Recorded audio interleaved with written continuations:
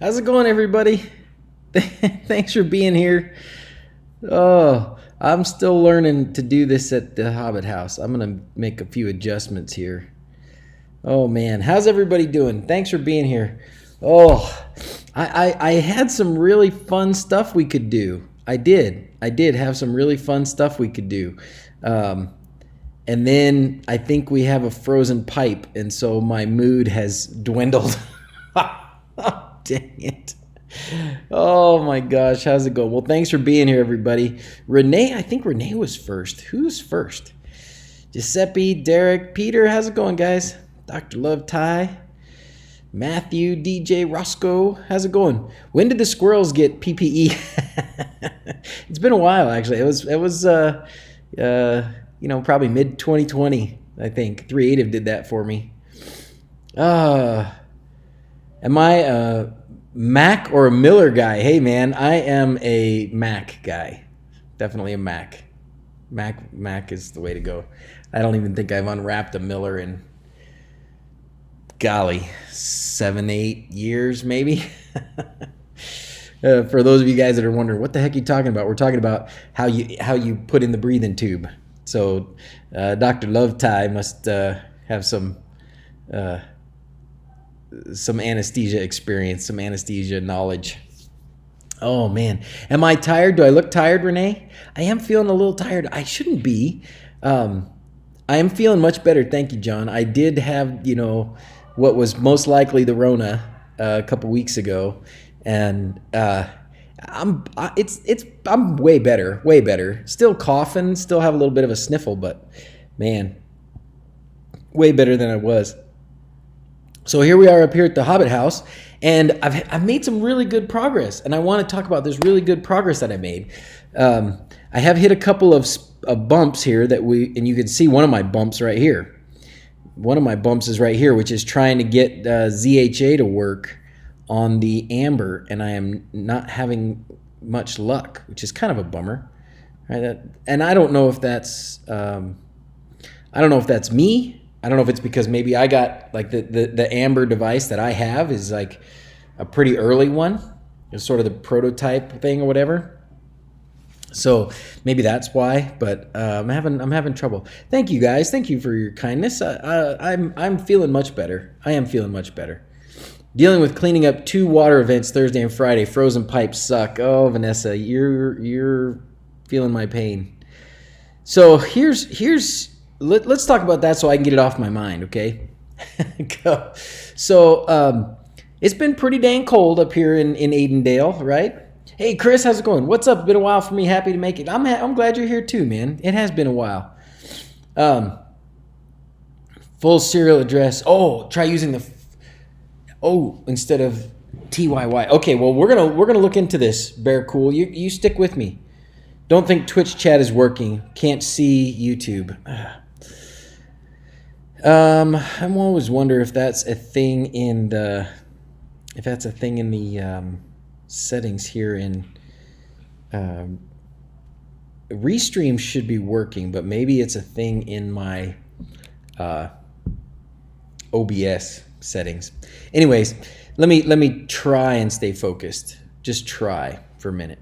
Let me run through the scenario that I'm facing with the frozen pipe and get your guys' input, and then we'll move on to some of these other things like trying to fix ZHA, and then we'll do the really fun stuff, which is looking at the power monitoring stuff that I got set up, which is really awesome, and I'm very happy about it. So we'll start with the crappy stuff, and then we'll finish with dessert, okay? Like, you got to eat your broccoli first, and then you can have your meat, and then you can have your dessert, right? So that's what we'll do. We'll do the broccoli first. The broccoli in this case is my water. So I got up here I got up here Friday night, and everything's fine. I was very happy. I came in the house. It'd been like super cold up here, like highs in the 30s, so that would be like highs of like 1 or 2 Celsius for you guys, right? And then the lows were below freezing, right? Like in the teens in Fahrenheit. So I was very happy. I came in the house and it was like 40 degrees inside the house, which is amazing because it hasn't been 40 degrees outside. So for it to still be 40 degrees in the house, that says a lot about how well we did with the insulation and how airtight and things it is in here. So very, very happy about that. I went around and checked all the faucets. I expected, we haven't been up here in 6-7 weeks, so I expected like the water would have evaporated out of the toilets and we'd probably have empty pee traps and it would probably smell like sewage. That was what I expected to walk into. Didn't. I was very happy. Still was water in the toilets, flushed, worked fine, faucets all ran, everything was great. I was like, wow, this is really wonderful. So turned on the heat, floors heating, everything's going good. The kids and the wife show up yesterday and everything still was fine. Everything looked really good. And then sometime last night, maybe around 10 o'clock, Janice says, hey, the faucet upstairs isn't working. Uh-oh. So we go downstairs. Sure enough, no faucets upstairs are working. Go downstairs, no faucets working. I'm thinking, crap. Well, it could be, hopefully, that the tank is empty. The well tank is empty. Now, it was kind of late at night. It was kind of cold. I wasn't going to mess with it. So we just went to bed, woke up this morning, went up there, turned on the pump, got the tank full, still no water coming out. Crap, right? So now it's not the tank. At least it's not that the tank is empty. So the scenario we have is we have this pump where we have the well tank, which is buried. Out of the bottom of the well tank is where the pipe comes out that flows to our pavilion. There's a faucet up there so that you can have water up there, and then you can have water down here at the house. Of course, pipe comes down here. Before it splits, there's a flow pump, and that pump's not buried. It is buried now, but it's buried with one of those concrete powder blankets, I guess, that like supposed to keep it pretty resistant to the temperatures. And now a bunch of snow on top of that. So obviously that's our weak point, right? So if there's a problem, that's where the problem is. My hope is that it's just frozen and that it hasn't burst anything. It's definitely not okay. So my next step, once I get done streaming with you guys, this is going to be a great time. Once I get done streaming, I'm going to go up there, shovel out all the snow that's on top of that pump, check the pipes and see if they're broken. If I can obviously see that they're broken. If they're broken, then we're hosed, right? Badly.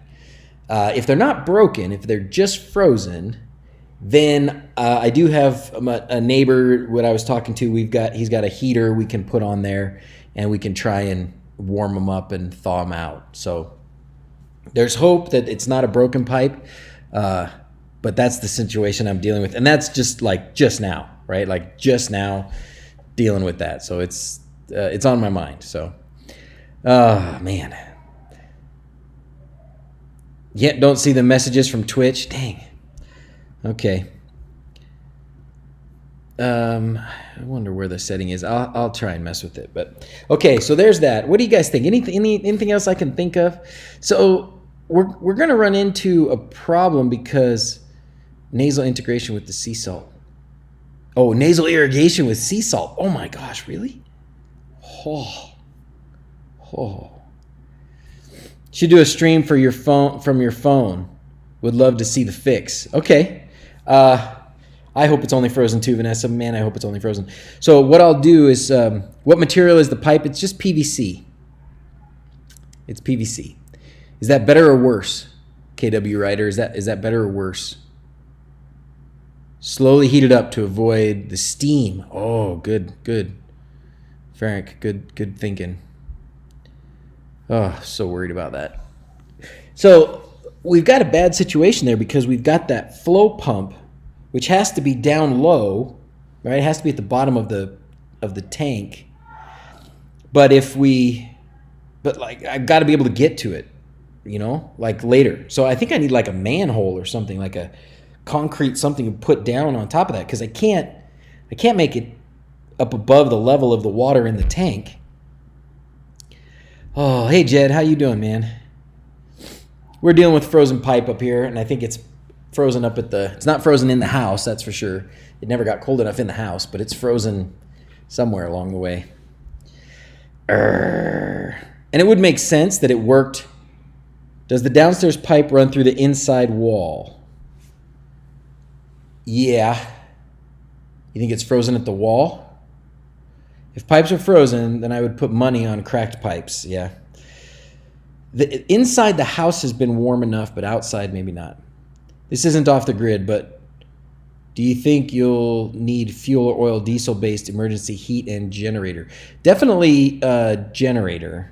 I don't know about, I guess my generator runs on propane, if that's what you mean. PVC likes to crack. PEX will expand when frozen, but PVC can be repaired easy. And I'm pretty sure it's PVC that's coming out and running down the hill. No, it's not going to be a ton of fun, Jed. It's going to be very, very little fun, especially because it's going to be cold and it's going to be wet and it's going to be muddy. Man. Okay. Chris, I think it's PVC. Pretty sure it's PVC. Pretty sure. So let's deal with, so that was the broccoli. Okay, that's the crappy stuff that I don't want to have to deal with that is really bringing me down. Let's move on to something else. So the Amber, Home Assistant Amber, that's what I'm running here. You can see my integrations. Hey, Townshend, how are you doing?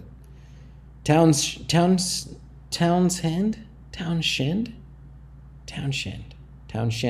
I'll say it right. I'm sorry, dude. I'm doing good. Thank you. How are you? It's going to be a long afternoon for me. That's right, for sure. Hey, Nicholas. Anyways, so I got the Home Assistant Amber. That's what I'm running here at the wHobbit house. And it's working really well. What I'm trying to do is get some Zigbee wireless temperature sensors working. Okay. So how deep is the PVC? Most of the PVC is a good 6 to 8 feet deep. There's one spot, Carlos, where it's not. There's one spot where it's not. Temp fix for PVC pipe. Hot glue and cut a pipe in half. To go around it? Do you just put it, you put it around it? Anyways, so the Zigbee thing. So the trouble I'm having, and let's go ahead and try and go through it right now. So if I go to install ZHA, Zigbee Home Automation, now Oud Sigma, which is, what's his other name? Oud Sigma has another name. I don't remember what it is right now off the top of my head. But he said that the port we want is this one, the TTYAMA one, right? LoRa sensor, super long distance possibility. That would be good. Learned something with DrZzs. I did not know there was an integration with OpenWRT. Hey, you're welcome. And that just automatically popped up. That actually popped up because I think that's what they run on the router that comes with the Starlink internet. So it just auto discovered that. Run LS. Okay, let's go to terminal. Run this. Okay, Bear Cool's with me. Let's do it. Let's run that. Okay, we'll go there. Let's do that. So this may, I don't know if this will give up any secrets or not, but it is what it is. Okay, so I can go here. Studio code. If it's an idea with hot glue, you're in, huh? Okay, so let's see. I understand code. So here's the terminal. Can you guys see that terminal down there at the bottom? Probably not. Let's bring it up a little bit. Okay, so this is Visual Studio. Here we go. I'm going to run that command that Bear Cool said. No matches found. So what else? There was another command to run to see what it is. Was that somebody put that in Discord? What is the deal with Emporia Power Monitor? Everybody's doing videos on that product. I use Shelly and Pilot and Modbus and the same thing for years. What's so special about Emporia? Sledgehammer. So what is so special about Emporia? We'll talk a lot more about the Emporia, but what is so special about it is the price. It's out of the box, and it's, for me at least, it's cheaper than it was to buy the simple circuit and and all of the clamps, because the whole thing with 16 clamps, with two 200 amp clamps and then 16 50 amp clamps, it was $150, $160, and it works pretty well right out of the box, and there's an integration for Home Assistant. So it's just like bang. So I agree with you. I really like my simple circuit one. I haven't used the Shelly PM ones, and there's also the PEZ-M one that Bruno makes. Anyways, we'll come back to that. So what's so big about it? It's new and it's another option, and that's all, I think. And I got one, and so I'm trying it out, and I'm happy with it right now. Somebody gave me the other command to run. Is it in the Home Assistant channel? Or am I in the Home Assistant channel? It's in the Home Assistant channel. Babe, would you bring Daddy a Dr. Pepper? Mm-hmm. Are you using that water to flush the toilet? No. We could bring a bucket of snow in from outside to flush the toilet. That would work too. You want a Dr. Pepper? Yes, please. The whole thing? No, just the can. Oh, okay. No, it's not there. Okay, so what other command? Because somebody said try running the whole.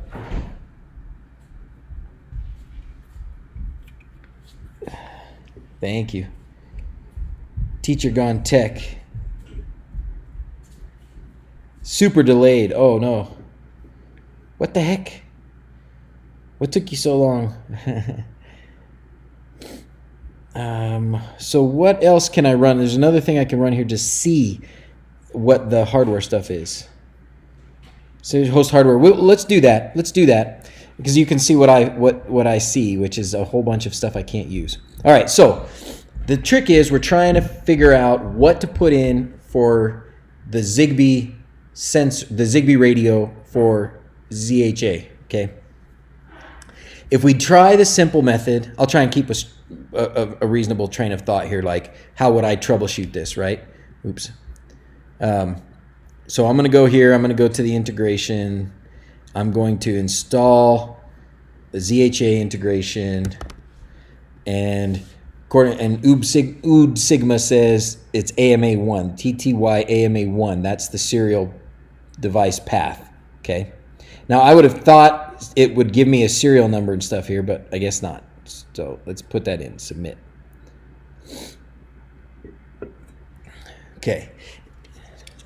Oh, the stream is delayed, and it's quite choppy. I'm not surprised. It's always bad up here. It's never as good as we'd like it to be. No streaming, please. No streaming YouTube or Netflix, please. Just trying to get everybody downstairs to not be streaming. So the ZHA is going to come up, and it's going to eventually say, hey, well, this is really good. Very laggy stream today. I'm sorry.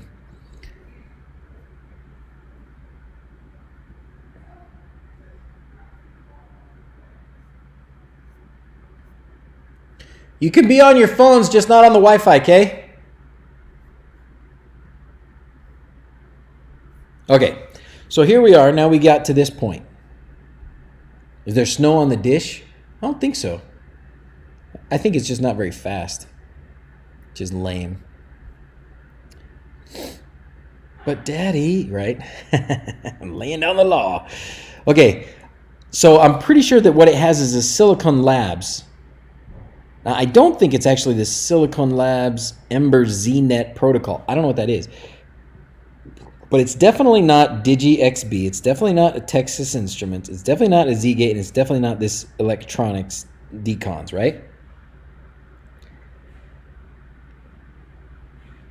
So I'm going with Silicon Labs. Okay, we're going Silicon Labs. We're going to hit submit. Now, this says this serial device path. And that's what I would think it would be. The port speed, I don't know. And software or hardware data flow control. I've tried both, and neither one works. I hit submit, and it's going to come back and say failed to connect. See? Failed to connect. I mean, I guess I could change. Yeah, see, that's going to change it like a little bit at a time. I tried this hardware. That doesn't do it. So I'm guessing that it's the serial device path that we need to fix. Success. Oh.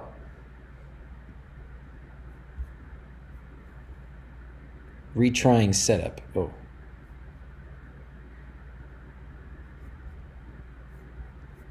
Okay, it had never been success before. Check the logs.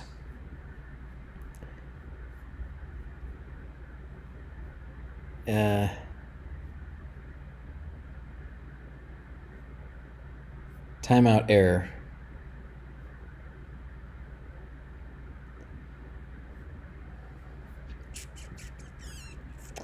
Does anybody have one of these? Who has like an amber or a yellow that's working? Take a look at the hardware install under the system with the dot menu. Yeah, let's do that. Oh, the speed should be 11.5. Okay, we can change that too. Let's do what BearCool says, because that's the next thing I would do, and that's what I tried last night as well. So let's go look in the configuration at the hardware tab, right? So you go over here, LS USB in the terminal to list your USB devices. That's one of the things I want to do. Okay, so those are two things. We're going to change the speed, and we're going to go look in there. But first, we're going to look at the, I'm trying to make this a little bit bigger so maybe you guys can see a little bit more of it, but it doesn't seem to want to do much. All right, we're going to go here. We're going to go to info. We're going to scroll down. Ooh, two Starlinks work together. We're going to go down here to, it's supervisor, right? Go down to supervisor. Wait, where is it? General? No. Server? No. Logs? No. I thought it was info.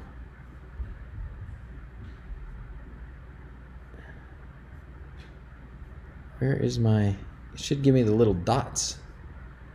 Why is it not giving me dots? What's that? Yeah, right here, manage. Oh, system, there we go. This is what I was looking for, host. Host is where we get the hardware set, right? Hardware.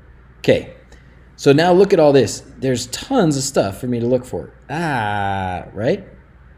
Okay, let's see. So there's USB 1.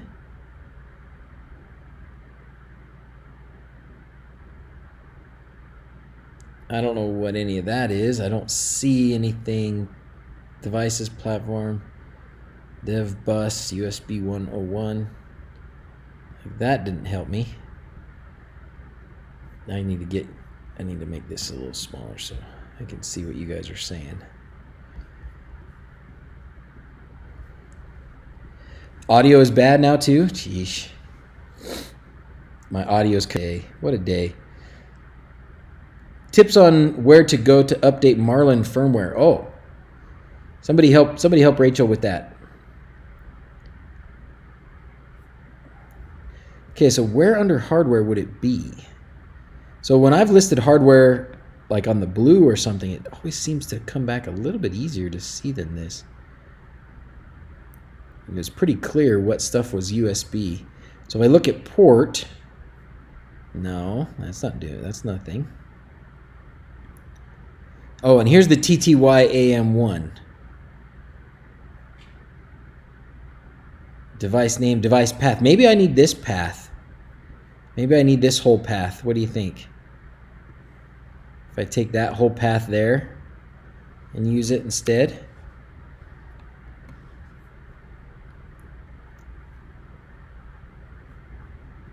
We can try that. Let's try that first.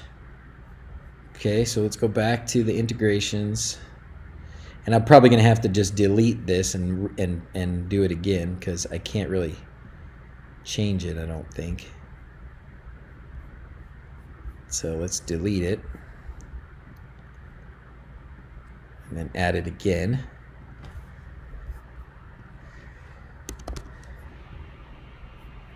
It's this one.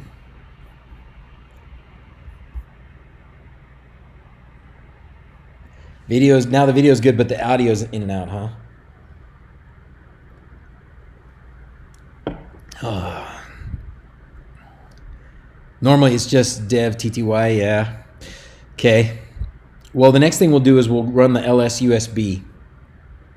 Now, if it's, would that show up if it's just, because it's not like plugged into a USB port,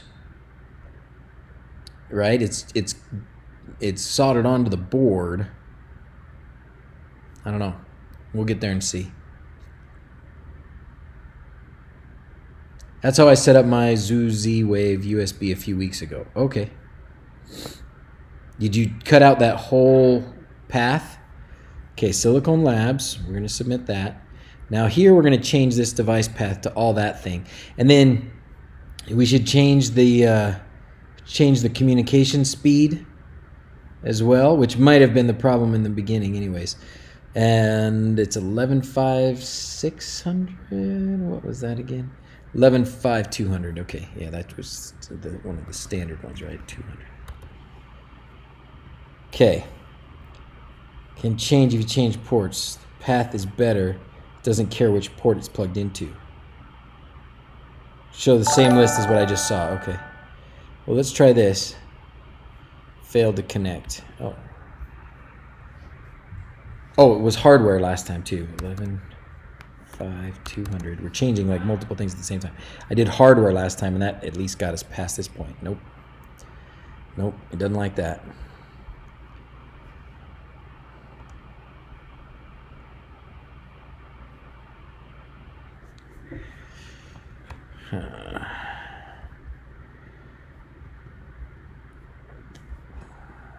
So nobody has one of these working?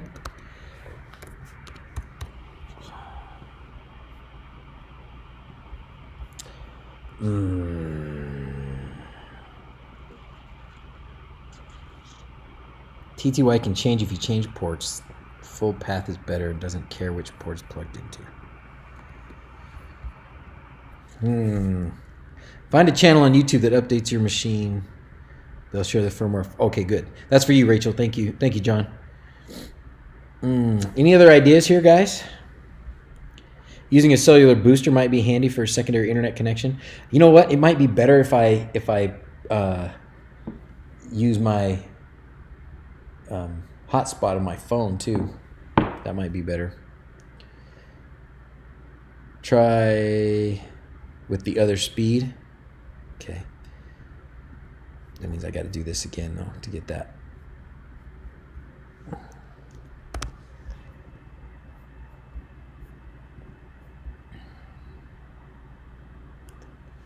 I really don't. I mean, I have other USB dongles. I was actually really happy to see, and I took a picture of it. But if you look at the Home Assistant yellow board, if you look at the actual board,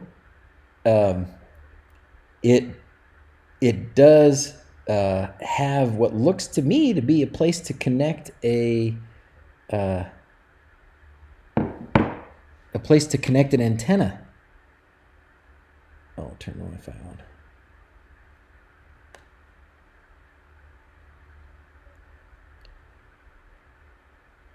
Wi-Fi is on. I lied. It's getting better? Not getting better, huh?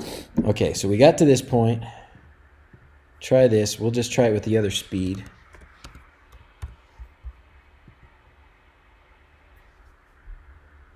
That's farther than we got before. Nope, failed to connect.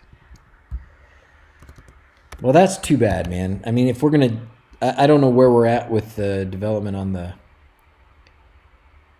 Amber, but if it comes with a Zigbee device installed, we got to be able to do this easier.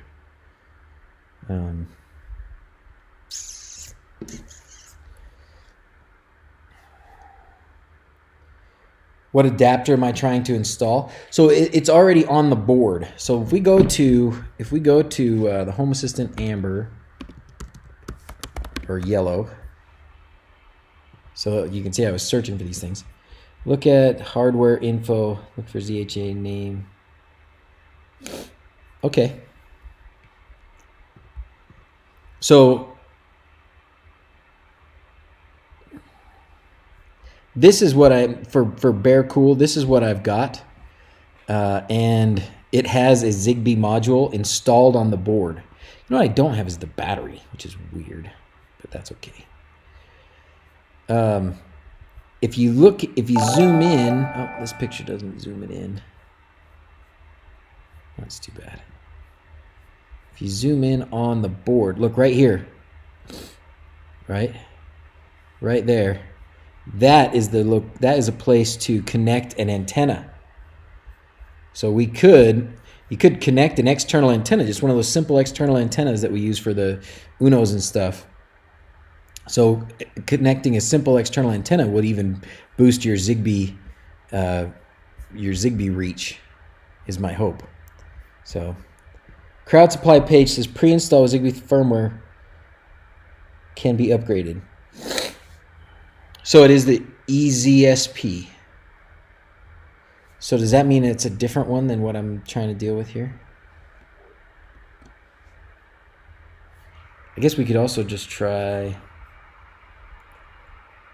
CHA module need to be turned on. Oh, Brendan, what do you know about that? Anything else about that? It is a Silicon Labs. It is Silicon Labs. We know that. Yeah, I should have not closed that.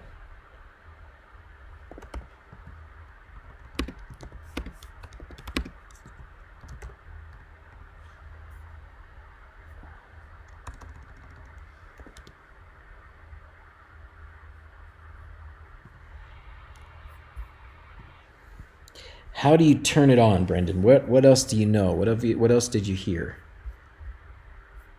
I looked at it to see if there was like jumpers or anything that I needed to turn.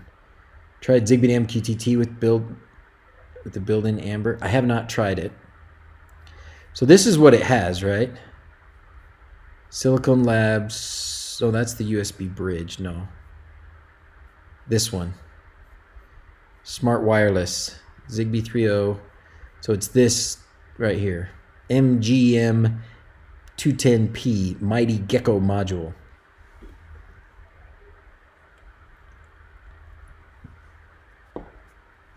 You don't think the Zigbee board has the proper firmware?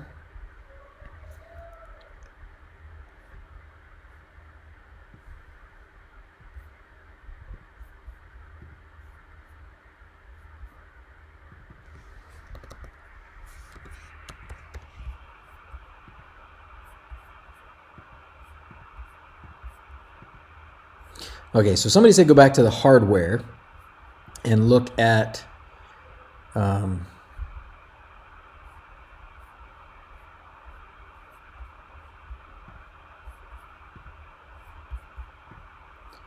hardware and look at the other one. This one. See, none of these say anything. So, like, I would expect it to identify itself here somewhere, right?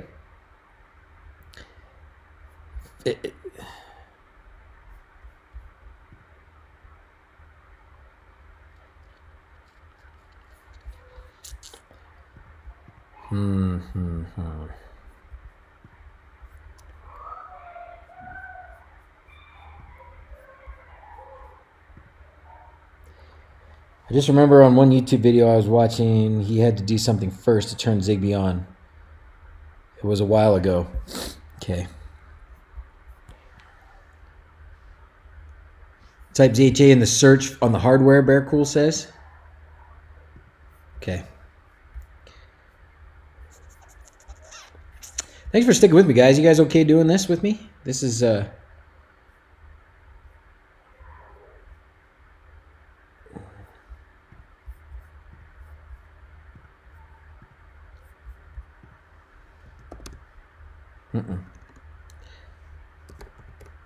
See, and I would expect to find something with Silicon Labs or something.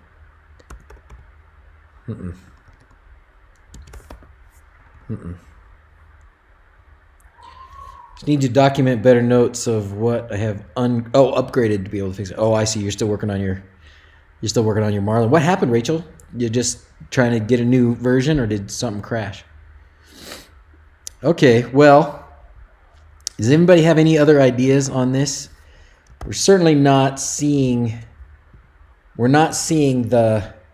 We're not. It's not seeing the Zigbee device. I probably need to. I need to talk to the Home Assistant guys. I'll send a message to Paulus or somebody. I want So Home Assistant Amber, so your troubles are helping me figure out what I'll have to do to get the Zigbee stuff working. I will get the Zigbee thing working. LS USB, yeah, let's try it. Let's try it. Can't hurt. Can't hurt. Boy, well, I did a bunch of stuff last night.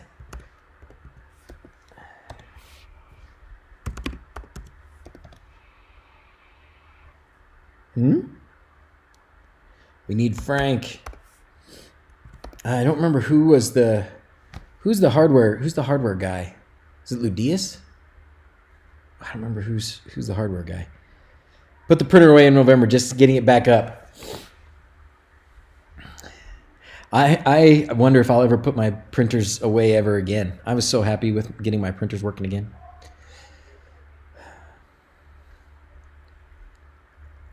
Yeah, LS USB doesn't seem to be doing anything for us here,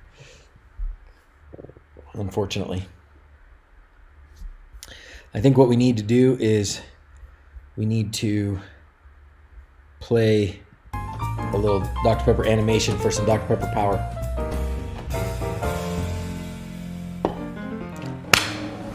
Well, let's move on to dessert. How about that?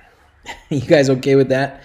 Let's move on to dessert. This, I'm going to have to do some more offline investigation.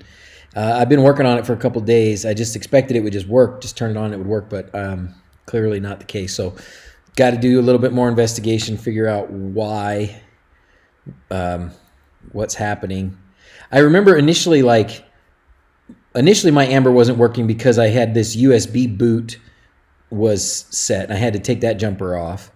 So I went looking at it last night too. I opened it up and just seeing if there's any. They did a really good job of like labeling the board with a bunch of stuff.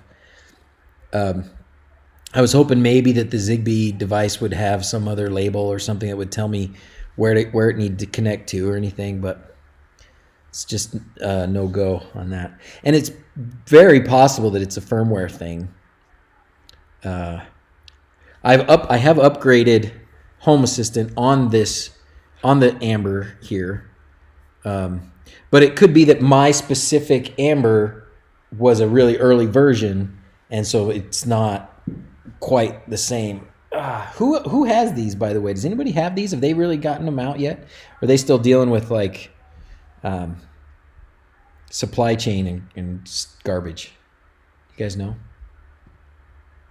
I love talking to you guys. I like that. Like, thank you for chatting. Keep the chat going because I enjoy my streams more the more I interact with chat. Dessert before the entree, always. So we did the broccoli, which was dealing with my well pump problem. We did the what was the other thing we just did? Oh, we just were messing with this Zigbee thing. So now we're on to dessert, and dessert is Emporia. So let's look at Emporia. Too expensive. This Home Assistant is this one is too expensive. I'm really happy with the blue. I mean, I think the Amber's the right one for most people, but I'm really happy with my blue. I don't even know if the Odroid, do they still sell those Odroids? I know that the Home Assistant blue thing, can you get one of these?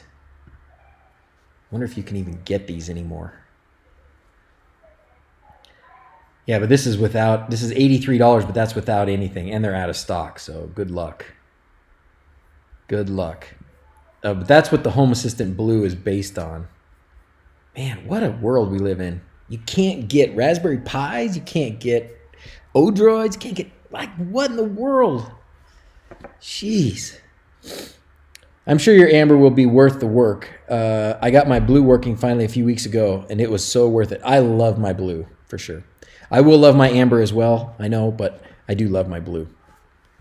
All right, so going back to this, but not the preloaded ones, gotcha. So going back to Home Assistant in general. So my Amber was bare, naked, right? Bare, naked Amber. I wanted to install the Emporia. This took several steps. First, let's show everybody what we're talking about with the Emporia monitor. Oh, Emporia is a place? Who knew? Emporia Smart Home Energy Management. That's what we're looking at. Chat is quiet on Twitch without you. I'm so sorry. I'm so sorry. I'm so sorry. Let's play with that before the end, okay, Joshua? Let's play with that before the end. Let's talk about this for a minute, and then we'll go back and we'll play with that, okay? So first of all, I didn't know Emporia did all these things. I didn't realize that. They have EV chargers, they have smart plugs, they have battery systems. No kidding. This is what I have here, this energy monitor, right? And it's nothing special. It really isn't. In fact, you can go in and flash it with ESPHome if you want to. Emporia, Kansas. So you can flash this with ESPHome, and I think it was Travis Digiblur did that, right? Hey Tony, how you doing? I love seeing Tony. You doing good, my friend? I like seeing Tony Lamont. He's always on Facebook posting pictures about stuff he's cooking. He's a foodie. Thanks for being here, my friend. I hope you're doing well. Thanks for being here. So it's basically one of these power monitors, right? It comes with, if you buy, well, we can go to Amazon and look at them, but it's basically just a home monitoring system, home power monitoring system, and it's not that expensive. Like, let's go shop now, and that's the thing that really, this is interesting. I'd have to try one of these. What is this, like a whole set? Bundle? Oh, wow. So look at this. This is what I got. It's the main unit. It comes with two 200 amp main service clamps and then 16 of these other clamps. And I used every one of them for $150. Now, alternative is that simple circuit, right? Simple circuit. Simple circuit power monitor guy. Isn't it? Or is it Circuit Simple Power Monitor? I always get this wrong. Home energy monitors. Where is it? This must not be Simple Circuit. What's it called?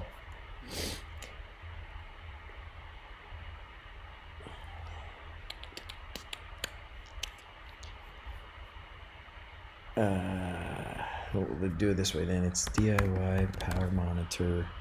This is always the way I have to find it. Every time I have to go to Digiblur's video and find it. Do you ever wish you had an easy solution to monitor all the power usage in your home in various circuits in a real accurate method? We're going to show you how. Let's check it out. Yes. So if you've seen some of our other videos. I love Travis. He's a good dude. I don't get to chat with him nearly enough anymore. Okay. The place that you go is CircuitSetup. Why do I always mess that up? CircuitSetup. There it is.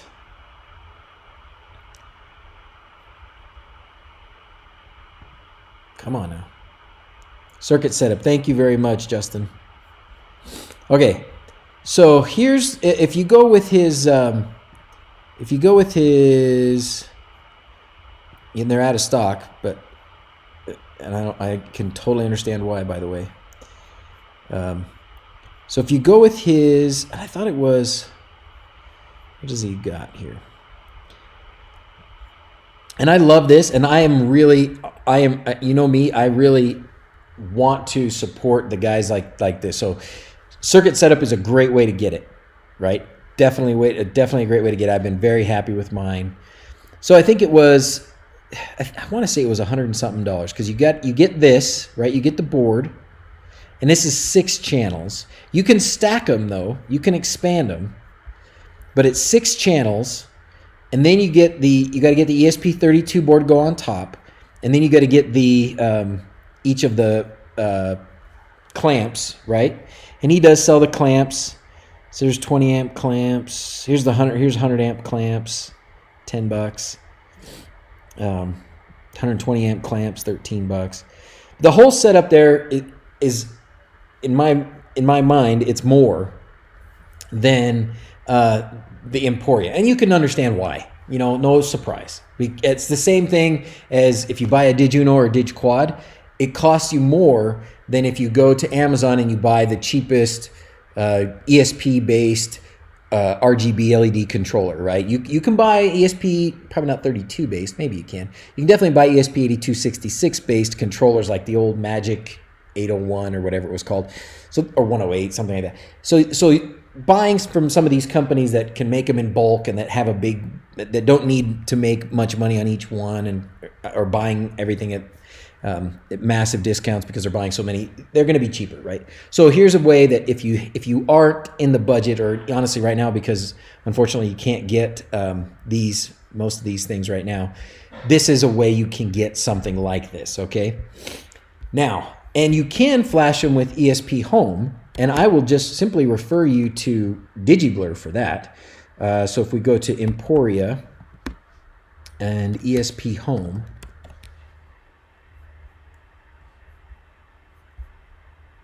is this Digiblur's? Yes, this is it. I will pause it, but I will give you the link so you can all go watch it yourselves. I'm so sad to not see the Twitch chat. We'll get there though. We'll get to you guys. I promise. I love you. I do love my Twitch folks. We've been more Twitch stuff, but anyways, so this is good. Looking good, Travis. Looking good. So he goes through this whole thing, sets it up, and then flashes it with ESPHome. So you can do that, right? He's got it hooked up to his thing, and yeah, he's got the pins. The pins are all staggered funny for some reason on the board. Maybe they were trying to make it so you couldn't connect to it. I don't know. But anyways, Travis goes through the whole thing there of how to flash it. So I didn't flash mine. I just went ahead and left it alone. But there were several things that I had to do to get to the point that I could use the Emporia app. It's been a long time since I messed with a bare bones home assistant. Here's what I had to do. Several things he had to do. Okay. In order to get the Emporia integration, which is available only through HAOS, maybe I don't know if it's only through HAOS. Maybe there's other ways to do it, but it's probably the easiest way to do it. And you're going to want HAOS anyways, right? If you're setting up Home Assistant from scratch. So first thing you had to do was install HAOS. That's actually not the first thing you had to do, because you can't install HAOS until you do something else. So in order to install HAOS, you had to get a terminal. You have to be able to type in an SSH. You have to SSH in, or if you go in and go in and do your terminal like this, that's what you do. So the first thing, if you're going to install, if you have a bare bones, naked Home Assistant and you want to install Emporia or something else from HAOS, first thing you got to do is install the Visual Studio Code thing. So you install the Visual Studio Code thing, but when you initially install Visual Studio Code through the add-on, and I did it through, if you just go here, you go to the add-on store, this one, right? You can just do it here. It's this one right here that's in the, it's not called Visual Studio anymore. It's just called Code something. I'm so out of touch. Oh, here it is. Studio Code Server. Okay, so you install Studio Code Server, and when it first comes up, there's no terminal. This part's not, the terminal part is not here. Let it install and do all of its business. It takes several minutes. Once it gets to a certain point, it will tell you, oh, it's recommended that you install this add-on. I don't know if it's called an add-on or an integration or whatever it's called for the Visual Studio Code here. But it tells you what to install, a couple more clicks, and you can get to the point where you've got a terminal. Great. So when you get to the point where you've got a terminal, then you got to do this command. Can you guys see that command down there? And this you can find on the HAOS website. So once you've got Visual Studio Code installed, then you got to run this command at the terminal. This is an easiest way to do it. So run this command. Basically, it takes everything from the HAOS repository and puts it where it needs to go in your configuration, right? Goes and grabs it, puts it in your thing, and gets it ready to go.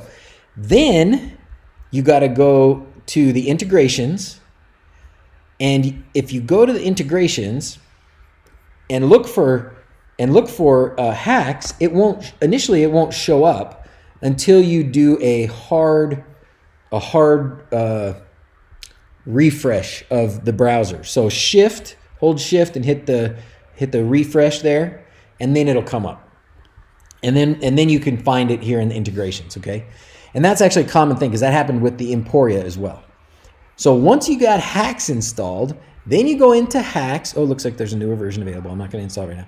You go into HAOS, integrations, and then you got to go up here and custom repositories, and you got to put in the repository for Emporia, right? And you can find that. You search around a bit, and you find the Emporia.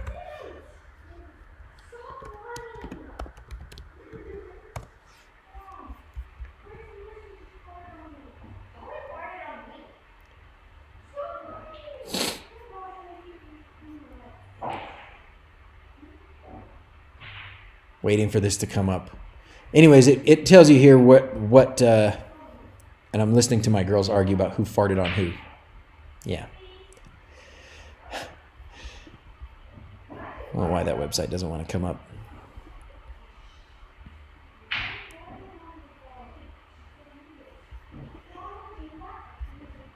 There it is. Okay. Gives you the instructions here to do it in HAOS pretty simply. So you do it. You put in the repository address, the URL, and call it an integration, and then it will show up. And then you can install it. Sitting here working on stuff, forgot to check Discord. Oh, thanks, man. And then you can install it by searching for it here.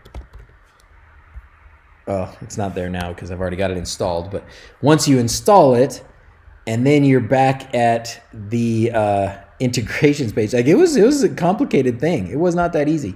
Then you can go here and you can find Emporia, and then you can install Emporia.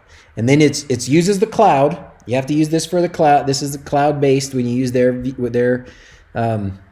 integration. So you've had to have already registered on the app and given an email, password, etc.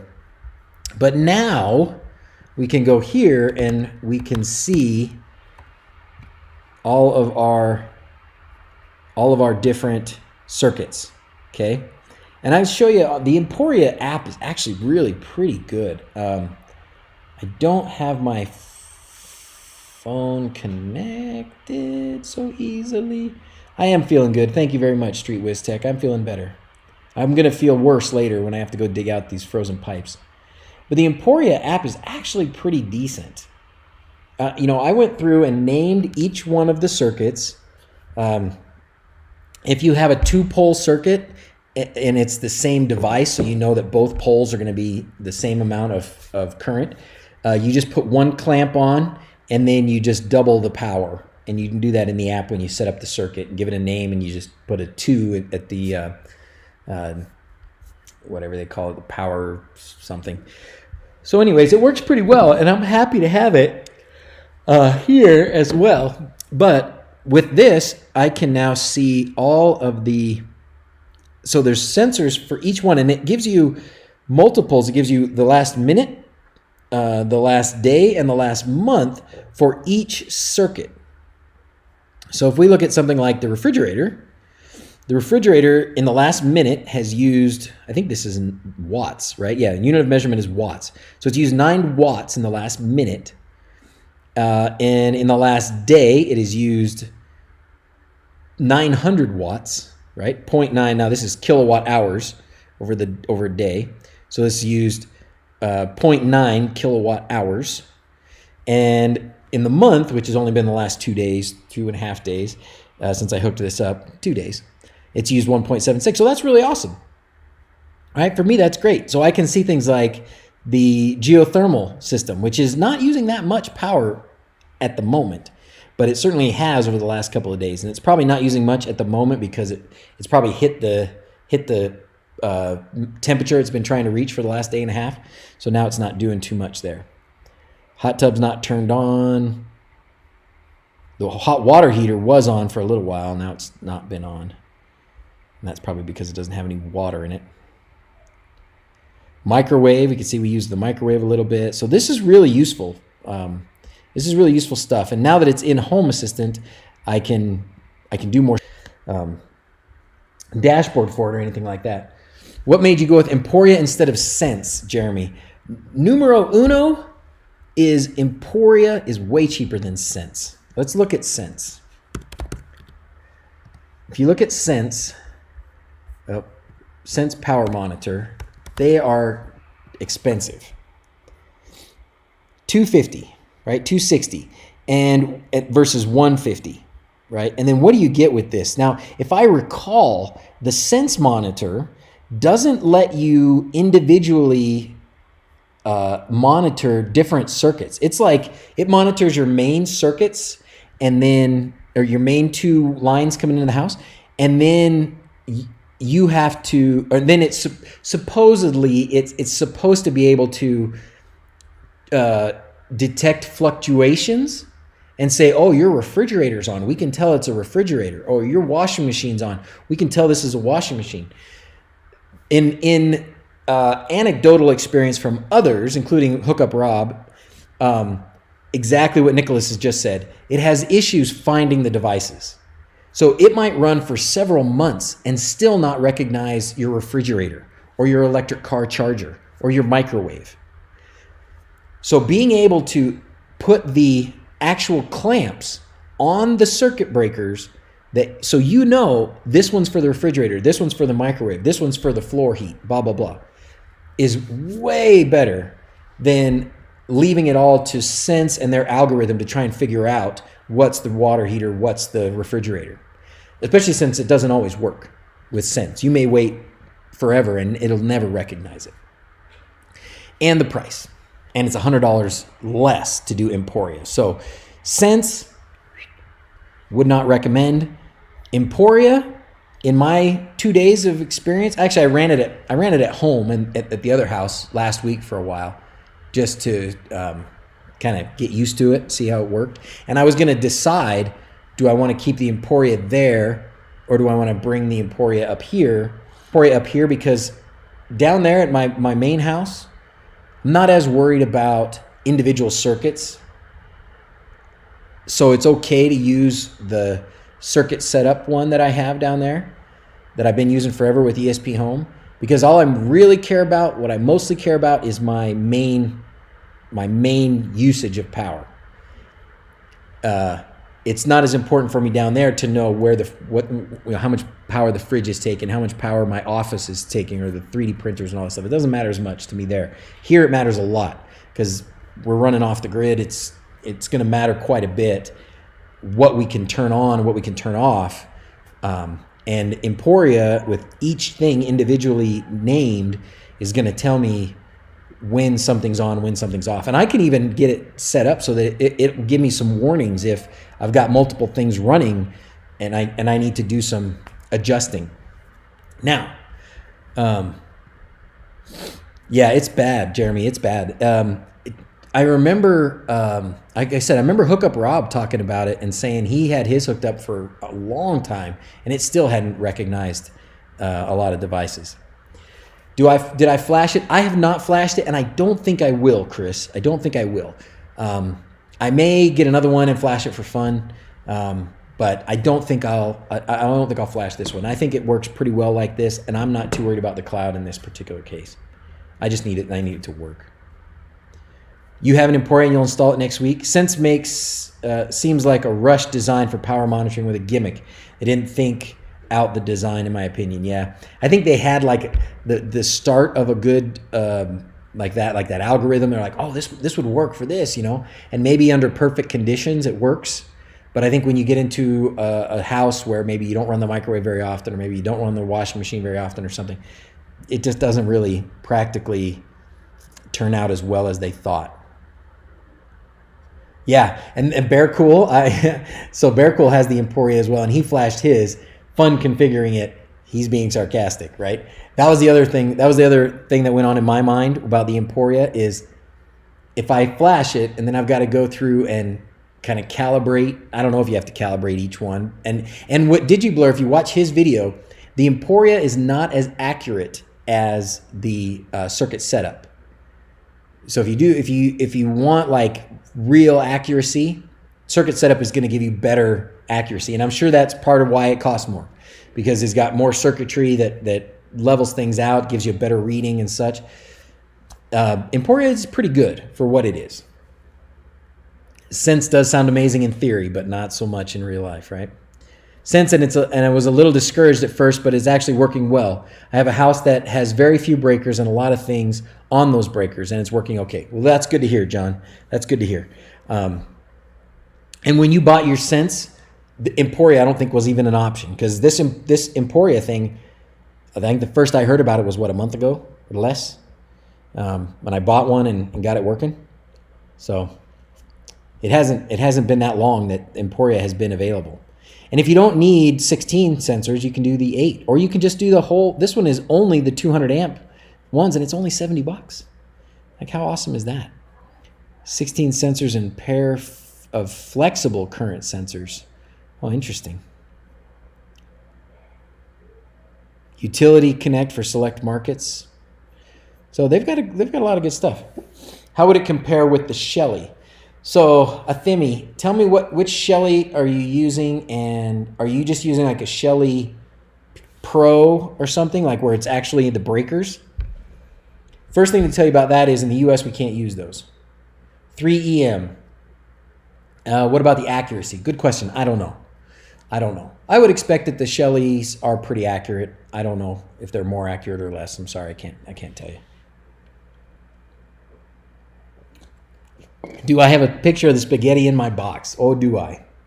Oh, yeah. I showed it on Discord. Let me show you.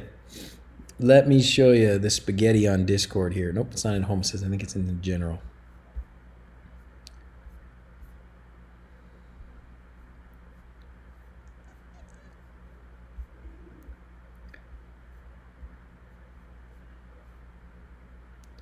General.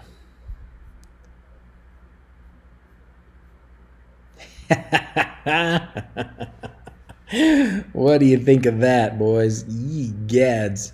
Like last night before I tidied it up at all. Ouch, I just poked myself in the eye. Yeah, that's what it looked like last night before I did any tidying at all. It's awful. Awful. Ow, I just really scratched myself. That hurt. Is it me or did you freeze for a minute? Oh, I probably froze. Probably yes. Maybe.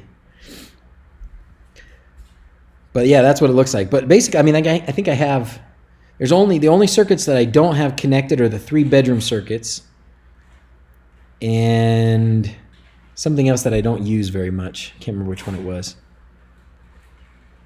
So anyways, there's only like 3 or 4 circuits that I didn't have monitors for. Shelly EM to monitor a load on a 7,500 watt backup generator. Wow. Yeah, that is a mess, isn't it, Barry? The EM has a place to plug in a clamp, right? I think what I'm going to do, because I like this quite a bit, and we still have up at the pavilion several loads that I'm going to want to monitor. For one, I'm going to want to monitor some of the ins and outs of the solar, but I'm also going to want to monitor things like the pump that we have for the well and stuff. So my guess is if I had to say right now, I'm gonna probably buy another one of these Emporias and put it up at the pavilion. I don't have 16 circuits to put up there, but I probably will. Oh, my first Zigbee. There you go. Sir, good enough. Ooh, the Zigbee. Oh, the Zigbee. Yeah, spaghetti wires. Nah, I'm good. Thank you, son. Zach was offering me some licorice. What I do understand is a per circuit monitor. Oh, so what do you do, Rachel? What do you have? So all the outlets in one room plus one light is one circuit. Oh, well, that's good. Is that how your house is wired? 220 output, so I have 2 clamps to monitor each hot leg. Shell EM. Okay, cool. And that's working pretty well, huh? I thought about that up at the pavilion as well, but now with this Emporia and to be able to just have it all in one app, I'm thinking I might just do that. I might just do that. I might buy another one of these that has the 8 circuits on it, the 8 clamps, and do that.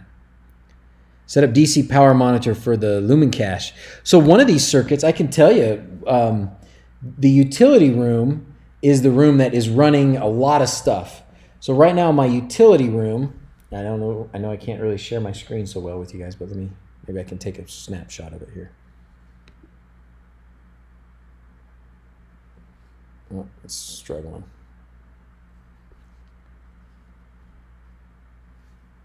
Yeah, figures. So the utility room right now is using 230 watts. 230 watts. Now, what's running off of that? There's quite a bit. The lumen cache, the whole lumen cache panel is running off of that. My PoE switch is running off of that. Home Assistant's running off of that. Let's see, the network is not running off of that. That's running off of something up here. So the satellite's not running off of that. The pumps for the floor heat, not any of the heating elements, but just the pumps that pump the water through the floor are running off of that. So that's using quite a bit right now. But it would be, I could probably, what I should do is something like the Signoff S31 or something, or maybe the Shelly, but something that is, at the receptacle level, so that I can kind of individual. I will be moving the satellite router down there, which is probably going to take a fair bit of power. Not a ton, but it's going to take some. Right now it's 70 something watts, and that's probably all that's running off of that. So the north living room is 70 something watts right now, 76 watts. So that's what that is. Ooh, somebody's at our house.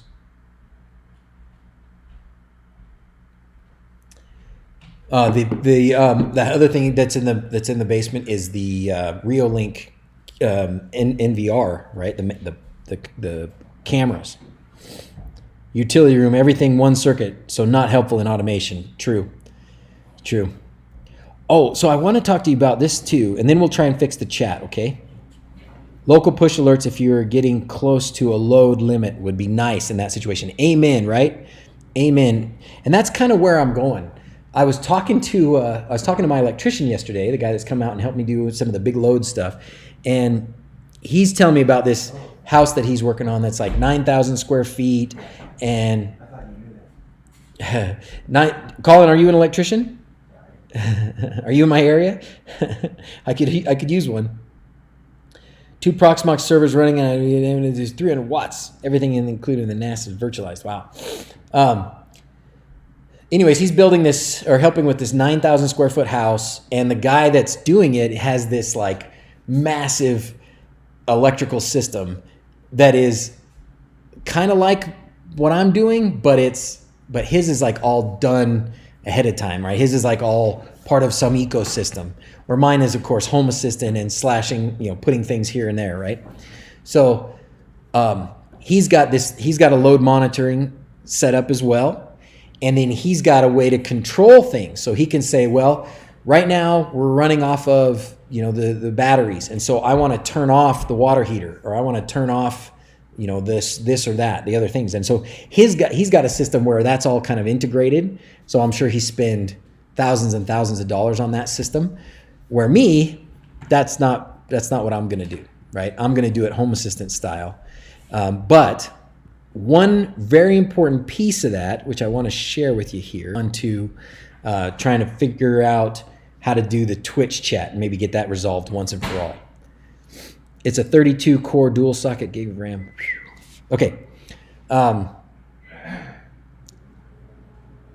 look, Zach turned on the microwave, so now we can see how much power the microwave is drawing. Oh, okay. Leave it on.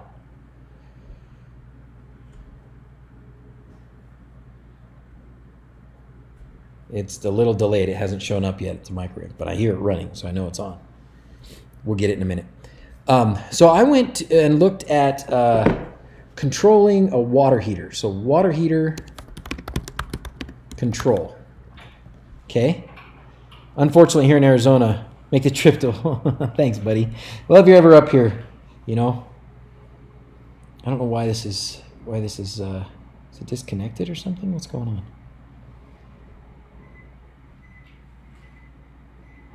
Yeah. Maybe it only updates every so often? I don't know, but it didn't update at all. Quite the rat king? Oh. Anyways, okay. So I was looking at, I searched for just water heater control. And there's a couple of companies that have something like it, okay? I do Home Assistant too, most likely configurable too, right? Okay, so I was looking at this, and I found this one, which is Aquanta. Okay, so I was looking at Aquanta, and Aquanta comes with a device here, which is basically a 30 amp relay. It's a 30 amp single pole relay inside here, and it also has a couple of temperature sensors. So it's got a temperature sensor that you put on the inflow and on the outflow. And then it's got a, hey, you're making noise. You know that. You know that.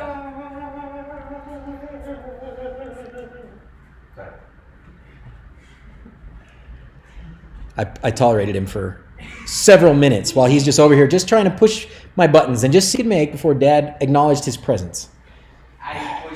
Get out! Go away!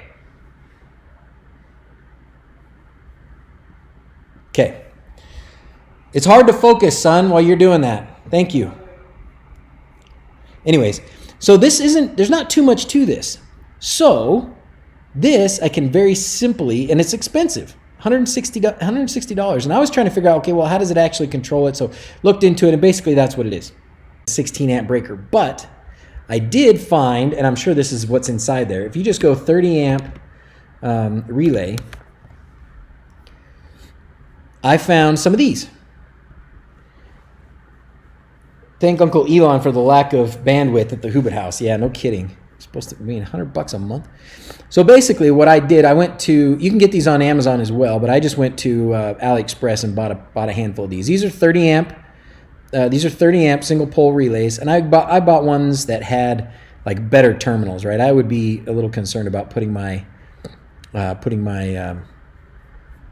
water heater load through this thing. So I bought one like this, but it doesn't have 2 poles. It's not both of them. It's just a one. Don't feed the trolls. Thank you, Jeremy. Okay, so I bought some of these. Okay, so these are 30 amp breakers, and they've got good solid screw terminals on this end. So I'm just going to set up an ESP device with ESPHome and basically make my own water heater control. So I will be able to turn off the water heater, turn on and off the water heater. And what I really want is to not have the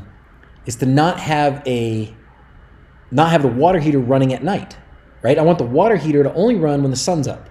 And that's something I could do with Home Assistant real easy. ESPHome, this relay, and I could do that super easy, right? So that sounds great. And I'm very happy about that. So I've got these things coming in the way. It's not going to come anytime soon, but at some point in the next couple of months, I'll get that hooked up here, right? Will the integration eventually support monitoring by seconds in Home Assistant like the Emporia app? Good question, Robert. I don't know. I don't know. I don't know who developed the Emporia app, or who? Sorry, not app. The integration, or how much addition they'll make to it. What happens when you use like 40 satellites in a solar storm? He didn't think that through, did he? Oh my gosh, I didn't even realize that these were at Walmart.com. That's so funny. That's not where I bought them. I bought them at AliExpress. So I'm really excited about that, and I can do that for several other loads that are fairly house. That's what you're talking about. Several of these up here and get that working. Now, one more thing. Let's do one more thing that I'll tell you about because I'm really happy about this too. And we'll look at this probably next weekend, assuming that I'm streaming from home next weekend. We'll look at this. We'll look at this there. So you all know I've been dealing with these PoE devices, right? And I have this Olamex one right here, which is really nice. Thank you, somebody, for subscribing or doing something cool. I'm sorry I can't see it.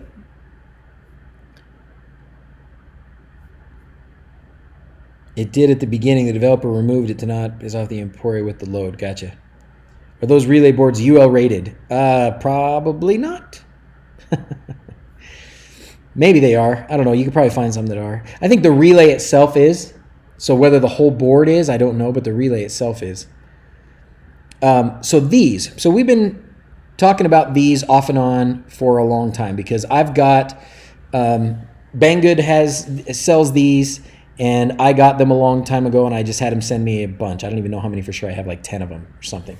And I have a purpose in mind for them specific to my house, which is probably not going to affect a lot of people. It's not going to be the thing that a lot of people do, but I ran into trouble with this. And Sir Good Enough, did you ever get yours working? Because if you didn't, I finally did. Yes, I finally got this thing working.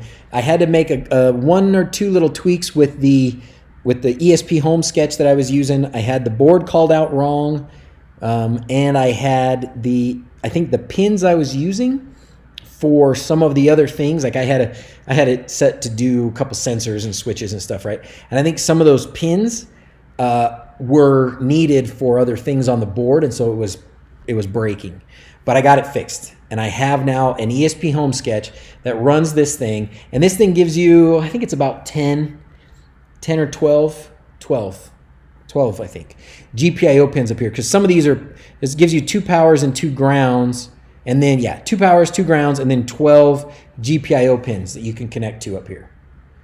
And I think one of the problems was that I thought I was going to have a problem with running a relay that had that needed 5 volt power. Turns out the relay doesn't really need 5 volt power. 3 volt power will do it. Will hold the relay. So that is awesome. So I am very happy. I've got this working. I tried a relay. I tried a push button. I tried a sensor. I tried a light sensor and got that working. I got a really good light sensor. So this is really awesome. This really makes me very happy inside to know that I got this working with Home Assistant. So now so far, I've got 2 of these PoE boards working with Home Assistant, and this one seems to me to be the most functional, cheapest. It has an SD card slot. I can't seem to find anything in ESPHome that will let me use the SD card slot for something. I don't know what I would use it for. The only component in ESPHome for an SD card is there's like a little there's a SD card media player breakout board you can use for something. So thank you very much. I can't read what somebody wrote, but let's do this fat unicorn just to give us some good, nice vibes. We'll do just nice vibes, happy vibes. Greetings, programs. All right, Richard, you made it. Sonoff makes some really nice 15 amp multi-channel relays. 30 amp is a lot. Could run my little welder with that relay. Yeah, most of them are going to be 15 amps. The little smart ones, like even the Pro, like and I might be able to use one of those. I could probably use a Sonoff Pro downstairs to be able to turn on and off some things, right? Turn on and off the floor pumps, the light circuits, some of that kind of stuff I could do. Starlink swapping to the next satellite, yeah, probably. Paul, I'd go with Preston. What about Preston? I missed something there. I'm in Preston. Is that what you mean? You could use the SD card for local logging data. So what in ESPHome, what's the component I would use? I couldn't find anything in ESPHome that would let me use that. This thing does it tells you what all the pins are doing, right? You can't see them all because of the way there it is. So this is the GPIO pins that it has broken out for you. So there's got 12 of those. But then here it tells you which pins are using the SD card or associated with the SD card. This is telling you about what's going on at the Ethernet one, which we already got that figured out, so that's good. When you do get these, you do have to have this little flasher, and the flasher, you can just use the one flasher to bounce between different devices. You don't need multiple flashers, and you don't need to permanently install the flasher. Thanks for the unicorn. You're welcome, Mr. Tech Gadget. All right, cool. So let's do this thing. Shelly controlling a contactor. Yeah, and I thought about that, Paul. I thought about the water heater. Like, I've never been inside the guts of a water heater, so I don't know what the controls are like inside the guts of the water heater. Well, turns out that at least what I could investigate without tearing apart my own water heater, which I'm going to do eventually anyway. But what I could find out was that there wasn't like a switch, right? So there's not like a low voltage control switch that you can just put a simple relay on. Here comes Mrs. Z's. That you can just open and close the contacts to turn it on and off, right? Like a lot of things we control. Like you don't control your air conditioner by putting a 30 amp relay in the direct power line, right? You control it with a control level circuit that's lower voltage, that is very low current. You can just click on and off with a simple low current rated relay.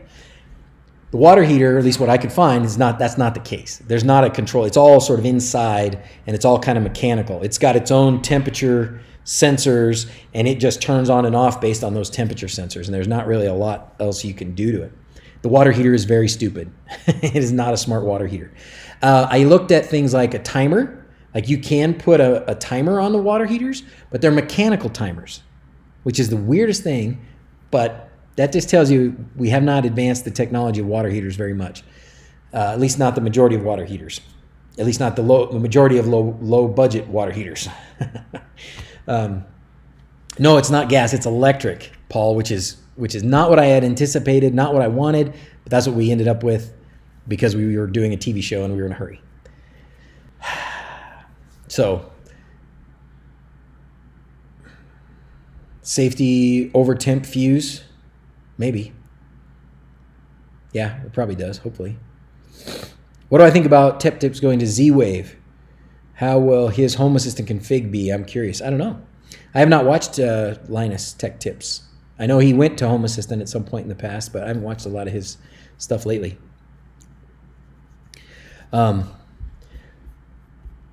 All right, so there you have it. Now let's see if we can fix this stuff with Twitch and chat, okay? Check it using the temp sensor. Only thing, it will avoid the warranty, yeah. So I'm on this way, Chris, it's all done outside of the guts of the water heater, right?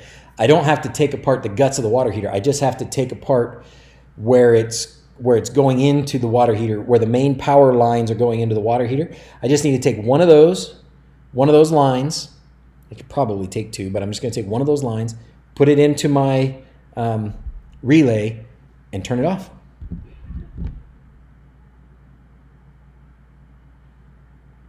Oh boy. Janice says both toilets downstairs have enough water to flush. Yay.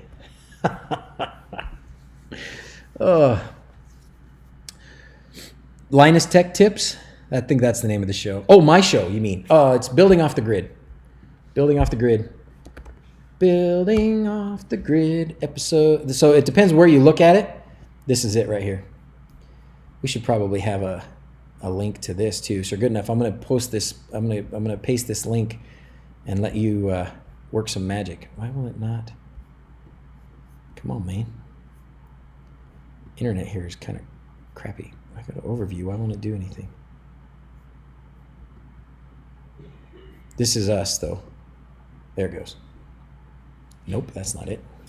Wait, this is it. That's the image. Nope.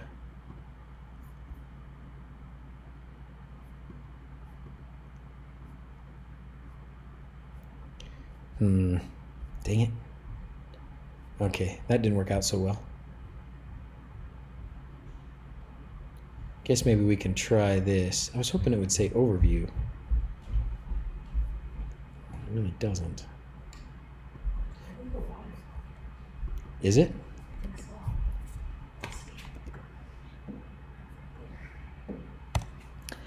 If you go to, the best way to watch it is going to Amazon You can watch it on Hulu, Discovery, Philo, blah, blah, blah, blah, blah.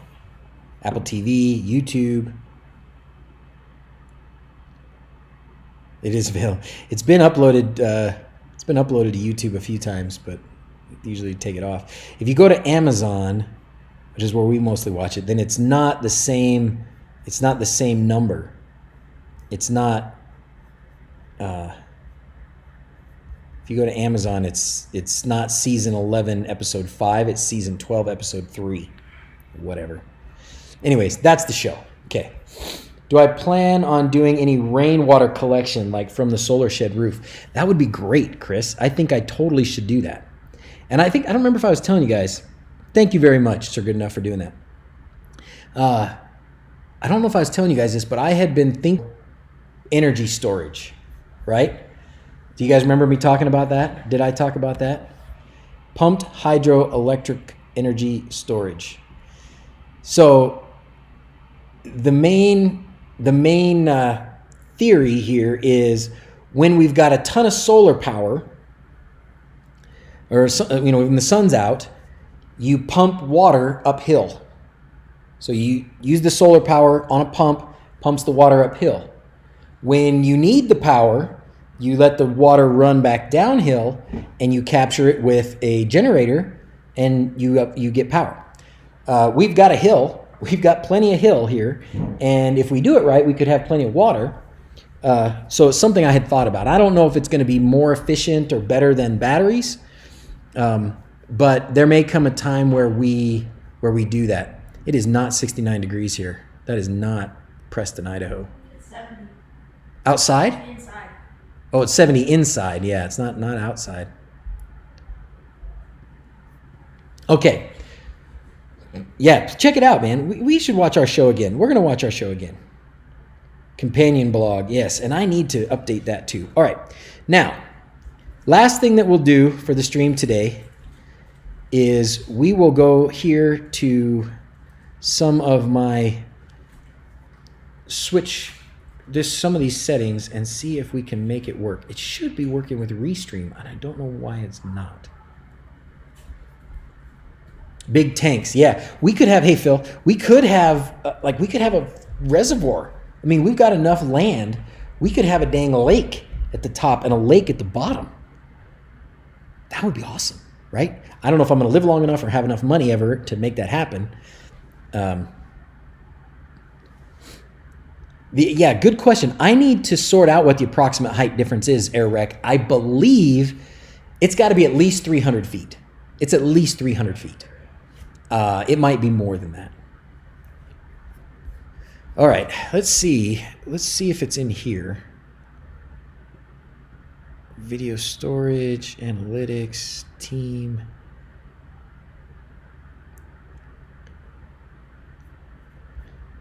Did somebody do weather Preston?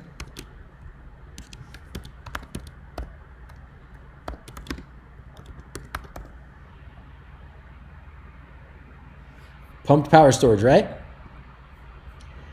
Real life analytics, currently not available. Scheduler. Settings. Yep, there it is. That's us. Preston, Idaho. Gosh. All right. Payment stream setup. I wonder what secrets this is going to reveal.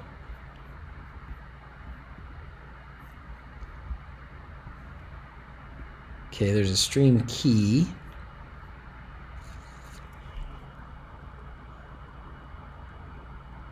I wonder if I guess the thing that I don't know, but I am streaming on Twitch, right? It is streaming. It's just the chat's not going back and forth, right? I think, how is that? How do we have that done?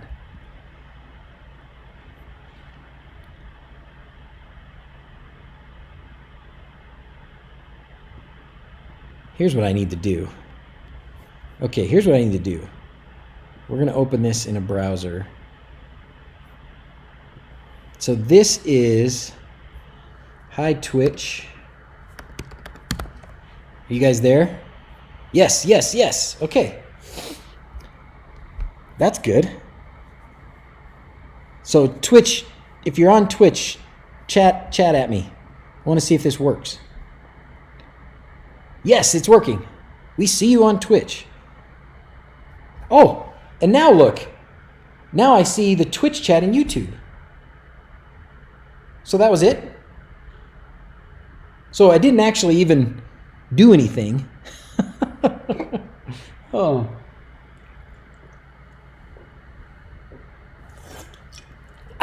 All right. It probably had to make this little connection right here. So let's remember that. Let's remember that what I need to do when I'm up here is go into Restream and just make sure that it works like this. Make sure that it's connected. Okay? Yay! Yay, we fixed it. Do. Let's play a celebration. Celebrate good times. Should we do the train? We'll celebrate with the train. Oh, and we'll do a critical hit too. Then the Discord channel's not connected. Oh, dang. Okay, we got to figure that out next. What time is it? Oh, well, we didn't. What time did we start? Not quite yet. Discord's working now too? Hot diggity. Okay, so if everybody wants to get their points, they're good enough. What do they got to do to get their points? They got to go to Discord, to the live chat. Is that right? No, not the stream. Go to the bot spam, right? Go to bot spam and then type /here, right? And then that gives you your points. Do it now. Get to the chopper. Okay, do that. That's how we're molding into a way that you can use points to do things. And we do need to put out a fail. We definitely need to put out a fail for ZHA. So this is for ZHA today. All right. Cool. Well, let's answer questions now, because I feel like we were pretty successful. At least we ended on a high note. And I'm gonna have to go dig. I'm gonna have to go dig in the mud and the muck here pretty soon. You guys have questions? Who's got questions? Updates on things. Hey, baby, how are you? Do you want to smile? Give him a smile. Yeah, look, she got her braces off. How many points for a Dig Quad? You know what? That's funny, Nicholas. I probably about 89,000. How many do you have, Sir Good Enough? I wish I had some Dig Quads. Do you not have one, Nicholas? Or you just need another one? So last I talked to Quindor, everybody was back from vacation, from the Chinese New Year vacation. So I should be getting some soon. I don't know when. I don't know how many. Yeah, now the stream is having issues again. Darn it. Got to get going. Have a good one. Thank you for your help, Bear Cool. Thank you for your help. Oh man, it's gonna suck so bad digging. It's gonna suck so bad. Suck so bad. But it's gotta be done. It's gotta be done. Is Ask working? I need a new dashboard, don't you think? Edit dashboard. We need a whole new dashboard. We want the icon. Ooh, yeah, icon searches. Circle. Look, there it is. Oh, that one there that's what it's going to be. Okay. Masonry, sidebar, panel. Ooh, I don't know what that's about. Okay, great. Now, and then this one, we're going to edit this one here. We're going to edit this one. This one's going to be, we're going to call this one the lab. I like doing this as a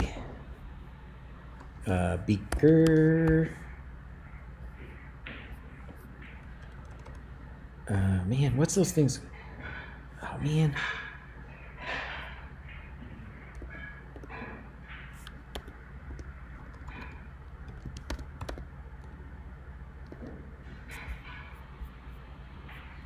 There's an MDI icon that is looks like a beaker, like stuff coming out the top of it. You guys know?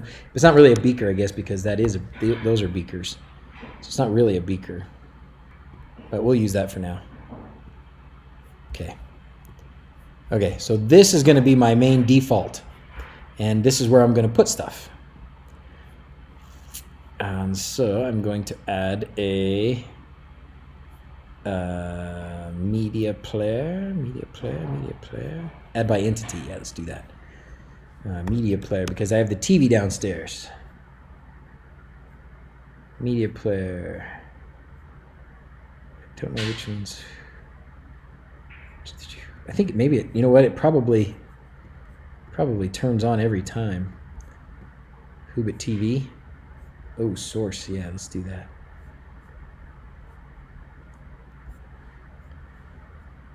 Video.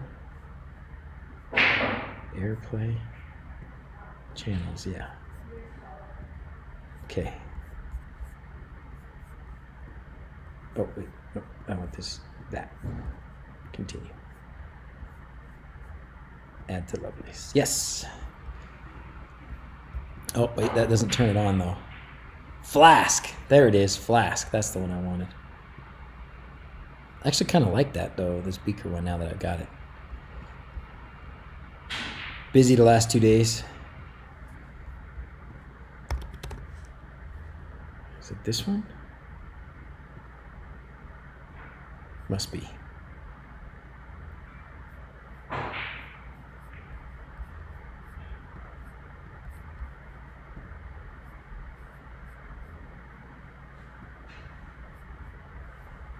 So with this I can turn the TV on downstairs. Yeah.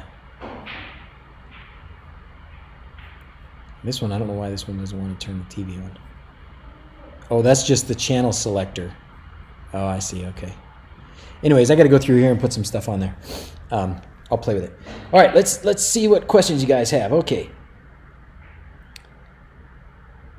If you're a fireman, Odo. Ask is not happy. We need Botmaster back. All I have to do is say node red. Node red. Everybody say node red out loud. Node red. Let's see if Blade comes. All right, about to move my Home Assistant from a virtual machine over to a Pi. Is there a recommended image that includes supervisor and core? I think there is the basic recommended image. Installation. So the one you want, I think, is this. Go here. This Raspberry Pi image should have everything that you need. Right? This one's gonna.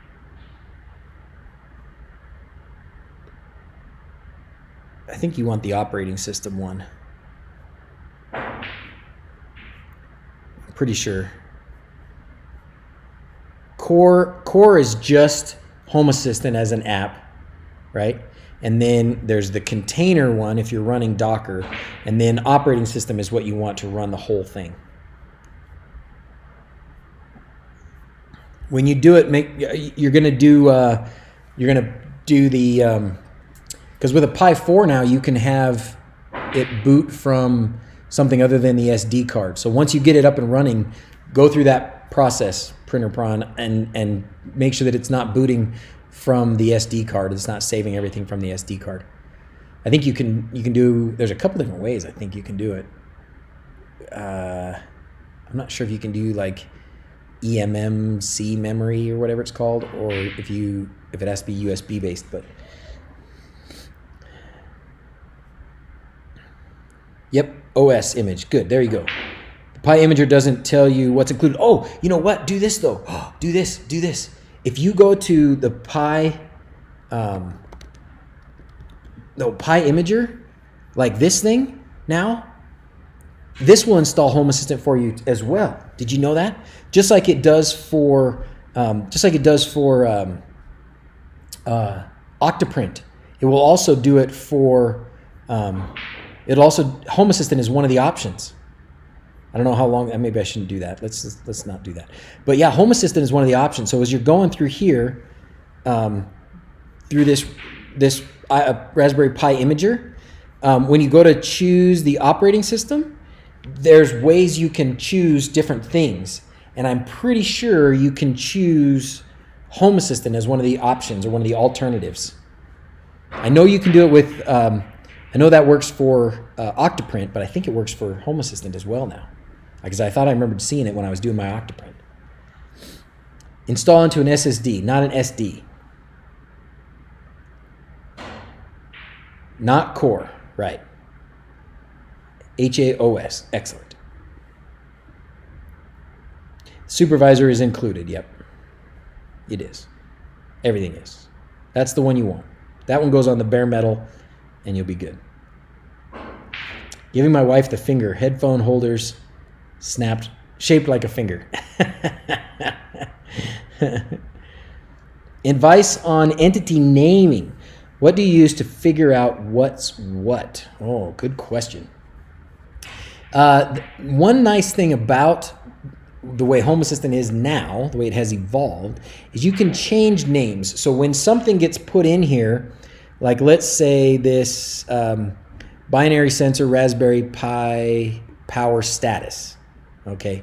If we go here, we can change the name of it. We can change this entity ID to something else. And Home Assistant keeps track of it on the back end. It sorts out what's what. You can also name it differently up here. Now naming criteria. I like to put something about the location.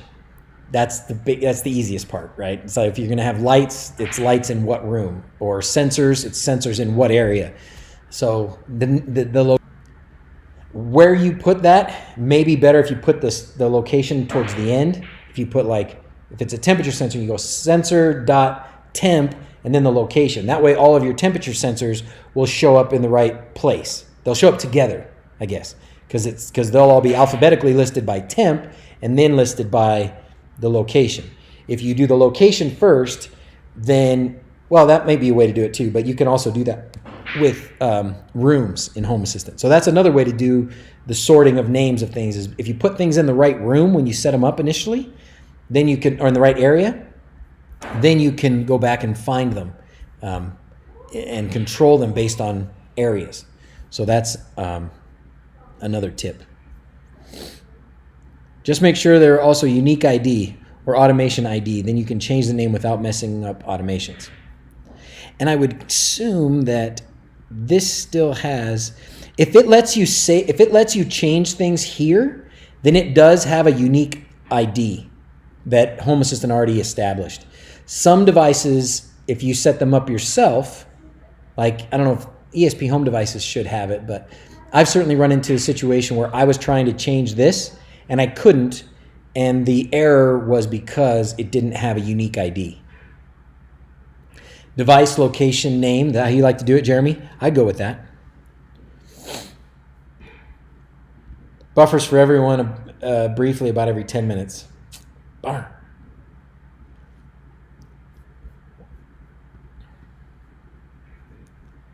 All right, well, what else, fellas? Oh, Permatrack's in stock. If anybody wants Permatrack. I don't know if you guys are in the market for Permatrack. We don't have controllers, but we have lights and we have pixel, or we have lights and we have track. So that's awesome. Very excited about that. Test tube or the flask one. Let's play with that for a second again. While you guys come up with any more questions, and then we'll sign off. I'm getting hungry. Hangry. This one. Flask. Yes, flask. Flask, flask, flask. Well, that's cool. Round bottom flask. I kind of like this one. We'll do that one. Yeah. Cool. And that's just kind of the lab. This is where I have a lab one like this at home too, and that's just where I kind of put all of the things I'm experimenting with. I usually use sensor brand type number and then change the name of the thing. Did I send out a notification? I did not. Let's do that. Do I do it in the notify? I don't remember where I do that at. Oh, hi, Paul. I didn't mean to put your private message up there. Maybe buying some Permatrack this year. Do I need to do that in the notifications? I don't remember how to do that all of a sudden now. Nope, that's not it. Is it this one notify? No. Maybe it's in the general.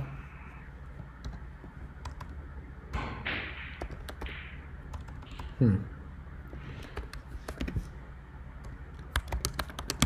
don't remember what it is. Help me, Sir Goodenough. You're my only hope. My memory's not so good.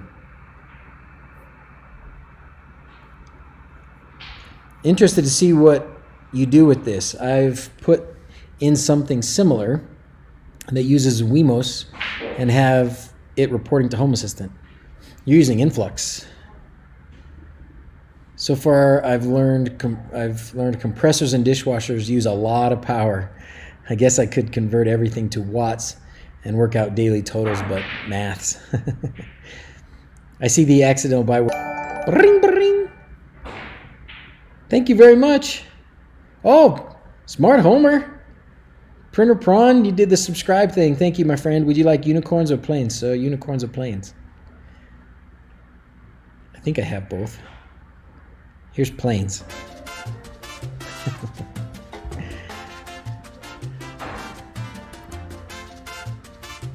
Just write a message and tag Perma something.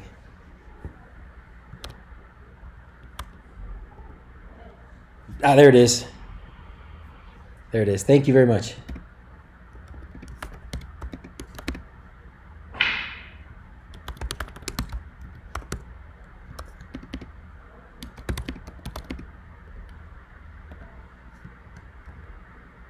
Okay, there we go. Thank you. Unicorns, unicorns. We can do unicorns as well. We'll do unicorns too. And then we'll get ready to sign off. Does that sound good? Uh-oh. I don't think I have unicorns. I have the fat unicorn. Where's my other unicorns? Oh no, I don't have the other unicorns set up. So we'll do that one. Is that okay? All right. Hey kids, you want to sign off? Power monitoring integrates with Home Assistant. I like the Signoff S31, but it's been a while since I've tried any, so I don't know if there's any newer or better ones. But the Signoff S31 was pretty easy to get working with Tasmota. So that's what I use and have used. But I'm sure there's others. As far as plugs, I know Shelly's power monitoring is not a plug.